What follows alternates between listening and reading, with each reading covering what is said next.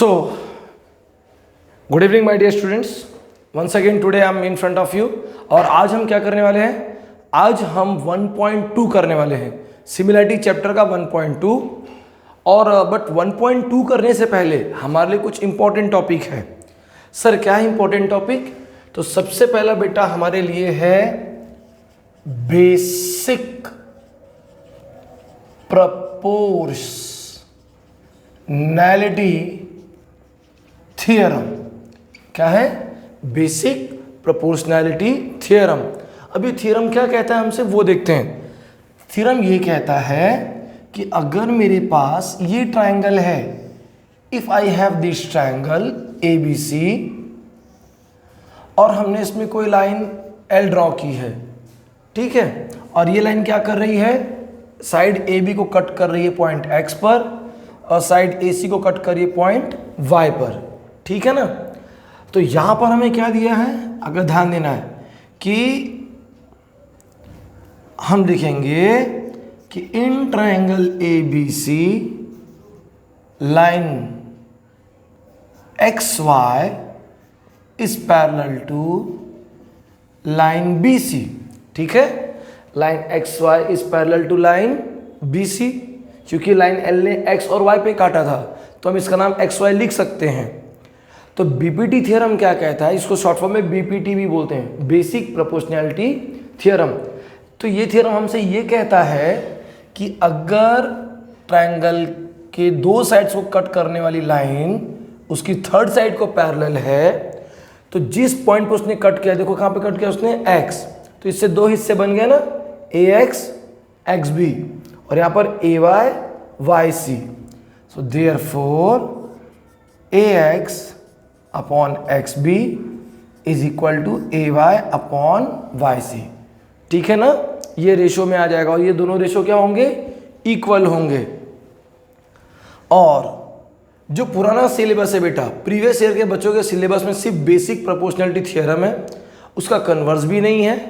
Angle bisector property भी board ने reduce syllabus में डाल दिया था, and property of three parallel lines. But अभी तक महाराष्ट्र बोर्ड ने इस ईयर के बच्चों के लिए कोई डिसीजन नहीं लिया है। यह हमारा दुर्भाग्य कि गवर्नमेंट ने तक कोई डिसीजन नहीं लिया है, क्योंकि अभी भी आप लोग की ऑनलाइन स्टडीज चालू है। तो गवर्नमेंट को डिसीजन लेना चाहिए था जल्द से जल्द, ओके, बट नहीं लिया, इसलिए मैं आगे बढ़ता हूँ। तो फर्स्ट हमारे लिए क्या है important? Basic proportionality theorem. Second हमारे लिए क्या इंपॉर्टेंट है? Angle bisector property. सर इस प्रॉपर्टी में क्या है? आपका क्वेश्चन होगा। इस प्रॉपर्टी का मतलब बेटा ये है कि अगर ये मेरा ट्रायंगल है, नाम है PQR, और अगर Q से मैं PR पर परपेंडिकुलर ड्रॉ करता हूँ, दैट इज QS, या bisector, sorry, angle bisector draw करता हूँ, तो एंगल बाइसेक्टर क्या होता है? एंगल बाइसेक्टर वो होता है जो आपके एंगल को टू इक्वल पार्ट में डिवाइड करता है, ओके। तो यहाँ पर आपको क्या दिया है? आपको यहाँ पर दिया रहेगा कि रे QS is bisector of angle PQR, ठीक है। और जब आपको ऐसा दिया रहे कि this is bisector of angle PQR, तब वहां पर एक नया रेशो बनेगा, और वो रेशो किसका होगा? देखो, इस QS ने किसको काटा है? साइड PR को काटा है। कितने पार्ट में? टू पार्ट में। So this is PS upon SR equal to PQ upon QR।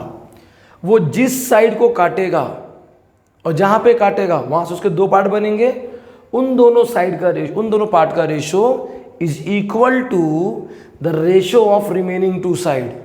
एक और रिमेनिंग साइड कौन है? PQ and QR, okay. ये हो गया, इसको बोलते हैं एंगल बाइसेक्टर प्रॉपर्टी, ठीक है। और थर्ड, जहां तक हमारे लिए इंपॉर्टेंट है, क्योंकि अभी न्यू सिलेबस है, ठीक है ना, न्यू ईयर के बच्चों के लिए बहुत इंपॉर्टेंट है ये। तो property of three parallel lines and their transversal. Sir इस प्रॉपर्टी में क्या है? ये प्रॉपर्टी नंबर 3 है। सर इस प्रॉपर्टी में हमारे लिए खास क्या है? इस प्रॉपर्टी में हमारे लिए खास ये है कि हमारे पास यहाँ पर हमें 3 लाइन्स दिया है पैरेलल। देखो इस तरीके से हमारे पास 3 लाइन पैरेलल हैं, L M N, और ये हो गया उनके ट्रांसवर्सल। चलो ये T1 हो गया, ये T2 ट्रांसवर्सल हो गया।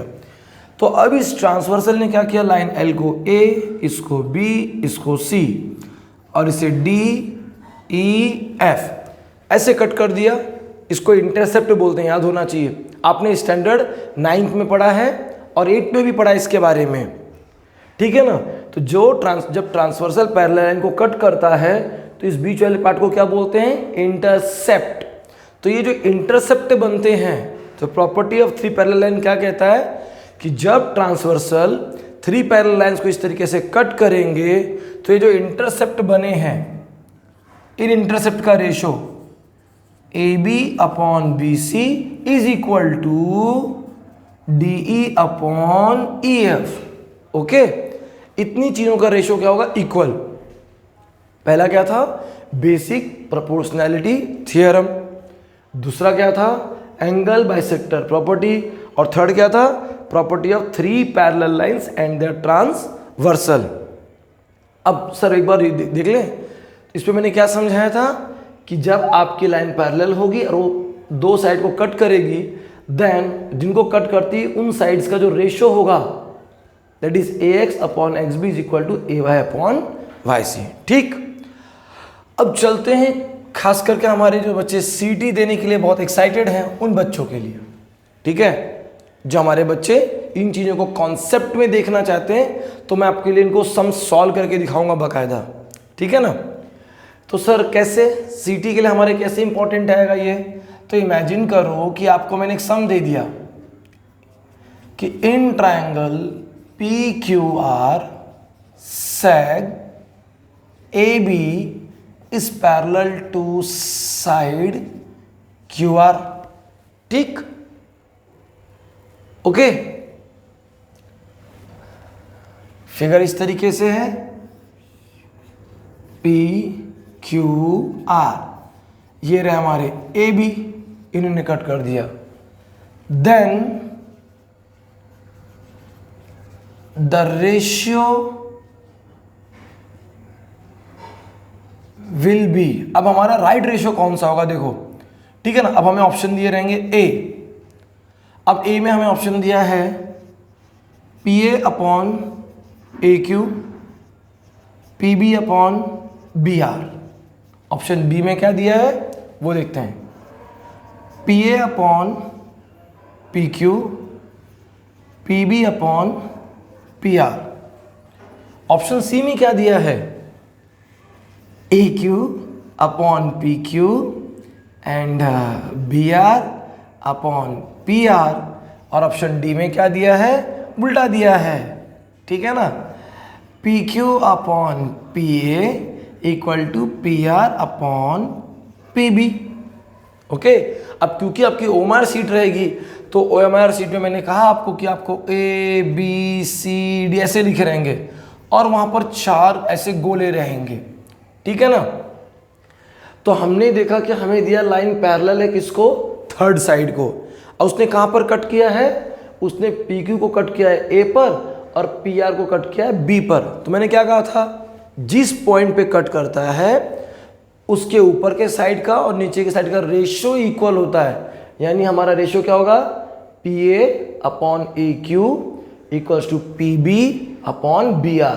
तो देखो कहाँ पर लिखा है, yes very good, option A, PA upon AQ equal to PB upon BR। ठीक, तो हम क्या करेंगे, हमारी OMR सीट पे जाएंगे और ऑप्शन A को इस तरीके से शेड कर देंगे, ठीक है, समझे आपको। चलिए आगे बढ़ते हैं बच्चों,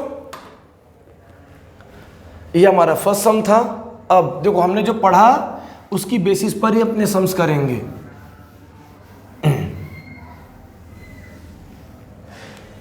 ठीक, इसे मैं रब करता हूं, आपके अंडरस्टैंडिंग के लिए हो चुका है ये।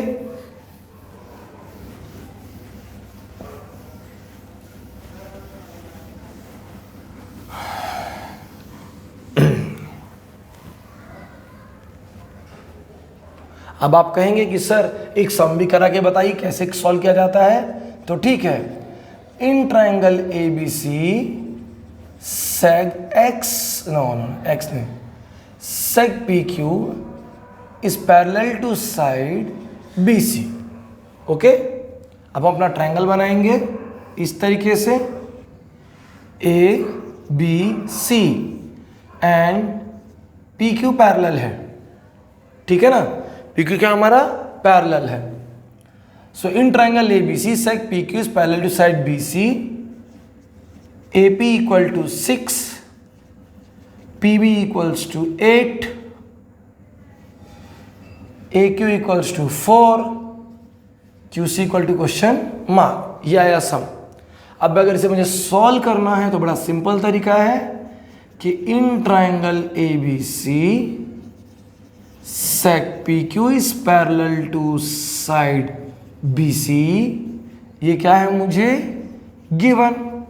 सो देयरफॉर क्या रेशियो होगा, A P upon P B equals to A Q upon Q C by basic proportionality theorem. हम इसका शॉर्ट फॉर्म भी ले सकते हैं बीपीटी। ओके, अब हम क्या करेंगे, वैल्यू को सब्स्टिट्यूट करेंगे, क्योंकि हमें दिया था कभी भी अपने सम में काम क्या करो कि ऐसे वैल्यू को सब्स्टिट्यूट कर लिया करो, आपको दिक्कत नहीं होगी, आपको समझ में आएगा मुझे कैसे आंसर को ढूंढना है, ठीक है ना। तो 6/8 दिस इज 4/QC। ओके, ये हमें वैल्यू दी हुई थी। अब क्या होगा, क्रॉस मल्टीप्लाई, तो QC इंटू 6 और 4 इंटू 8, तो QC इक्वल्स टू, अब क्या होता है बेटा कई बार बच्चे कंफ्यूज हो जाते हैं। जो QC के साथ में जो नंबर होगा ना बेटा, वो नंबर अपॉन में आएगा, ध्यान में रखना हमेशा। तो यहाँ पे 6 और यहाँ पे क्या है 4, दोनों किसके टेबल में आते हैं, दोनों 2 के टेबल में आते हैं। 2 2 ज़ा 4, 2 3 ज़ा 6। सो QC इक्वल टू, सर क्या 3 के टेबल में 8 आता है, नो। क्या 3 के टेबल में 2 आता है, नो। तो किसको आगे मुझे पॉइंट में लिखना है, कैसे लिखना है, कोई दिक्कत नहीं है। 2 8 ज़ा 16/3, आप अपने आंसर को इतने पे छोड़ सकते हो, ठीक है ना। ये रहा आपके लिए बीपीटी का सम। ओके, ये रहा आपके लिए बीपीटी का सम। चलिए ठीक, अब आगे बढ़ता हूं मैं। तो जो हमारे बच्चे इस ईयर के थे, अब मैं उन बच्चों के पास चलता हूं, ठीक है ना। क्यों कि सर अब हमारे पास तो रेड्यूस सिलेबस नहीं है, सर हमें तो बताया नहीं गया कि सिलेबस रेड्यूस है कि नहीं, तो हमें सम कराइए सर, बताइए सर कैसे करेंगे सम। ये हमारे बच्चों का क्वेश्चन रहता है, ठीक है। तो बच्चों ये मेरे पास ट्रायंगल है एक्स वाई जेड, और इमेजिन करो ये क्या है, ये हमने रे ड्रॉ कर दी क्यू, ठीक है, और हमने यहाँ पर डाल दिया 8, यहाँ पे डाल दिया 5, ठीक, यहाँ पर हमने डाल दिया 4 और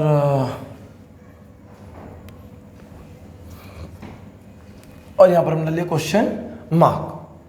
और सब में हमने क्या लिखा कि in triangle X Y Z ray Y Q bisect angle X Y Z, बस इतना दिया है। और अब हमें जो वैल्यूज दी है फिगर में दी हुई है, तो हमें क्या करना है, हमें सीधा करना है सॉल्व, ठीक है। सीधा क्या देखना है, in triangle X Y Z ray Y Q bisect angle X Y Z, ये क्या है हमें गिवन, क्योंकि बाइसेक्ट कर रहा है, ये क्या हमारा गिवन। सो देयरफॉर मैंने क्या कहा था, जिस साइड को बाइसेक्ट करेगा उसके उन दो पार्ट का ratio, that is X Q upon Q Z, ठीक है ना। इक्वल टू रिमेनिंग साइड्स का रेशो, ठीक है, किसका, रिमेनिंग साइड्स का रेशो। तो रिमेनिंग में क्या हम लेंगे, X Y upon Z Y, ठीक है, by angle bisector property. Okay, अब हमें एक्स क्यू की वैल्यू कितनी दी हुई है, 4।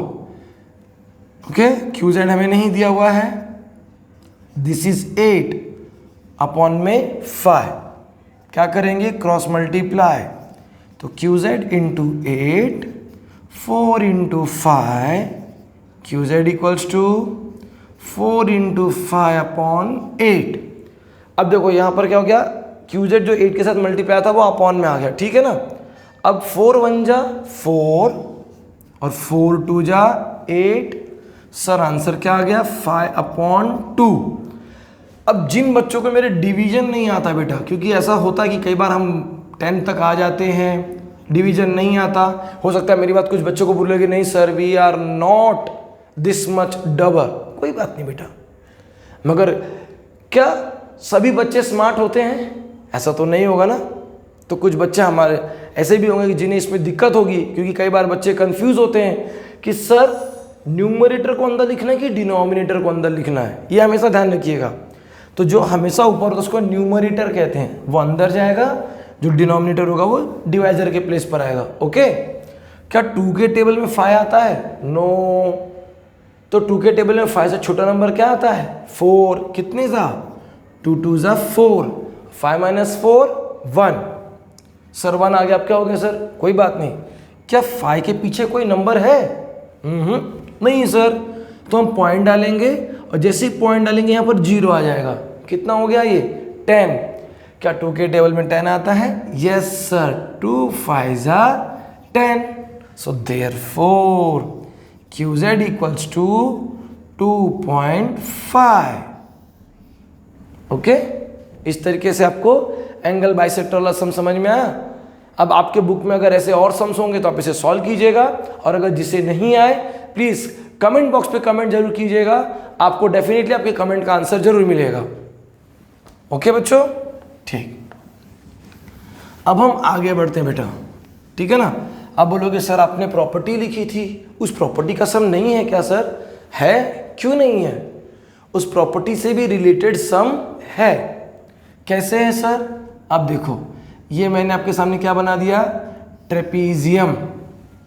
ओके, अब बोलो सर ट्रेपीजियम क्यों सर, कोई बात नहीं है। अब बोलो क्या है, हो गया, यस, ये देखो, और ये रहा,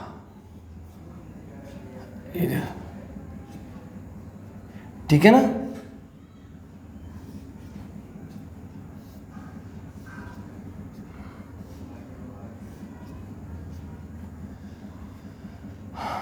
P Q R S T U और यहाँ पे